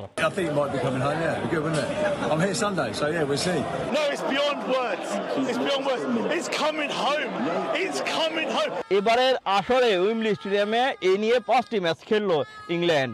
স্কটল্যান্ডের বিপক্ষে ড্র ছাড়া জয় এসেছে প্রতিটি ম্যাচেই। ফাইনালও সেই ধারাবাহিকতা থাকলে সত্যি হবে 3 লায়নদের ইউরো সেরা হবার স্বপ্ন। শোয়েব কবির, সময় সংবাদ, লন্ডন। ভোরের সময় শীর্ষ সংবাদ জানিয়ে দিচ্ছি আরেকবার।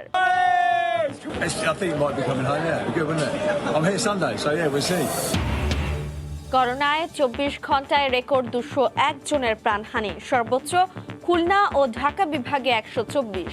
মিলছে না শয্যা, অক্সিজেন। প্রথম দিনেই ভ্যাকসিনের জন্য নিবন্ধন লাখের বেশি। মহামারীকালে নতুন আতঙ্ক ডেঙ্গু। এক সপ্তাহে রাজধানীর বিভিন্ন হাসপাতালে ভর্তি 198 জন, মৃত্যু 3। এডিস নিধনের প্রস্তুতি নিয়ে সংশয় খোদ সিটি কর্পোরেশনের। মাত্র কয়েক সেকেন্ডে কথার ছলে মোবাইল চুরি। ওত পেতে থাকে মার্কেট ও ফুটপাতের ভিড়ে। রাজধানীতে সক্রিয় চোর চক্রের 2 সদস্য আটক, 50টি চোরাই মোবাইল। এ ছিল ভোরের সময়ের সঙ্গে থাকুন সময়ের।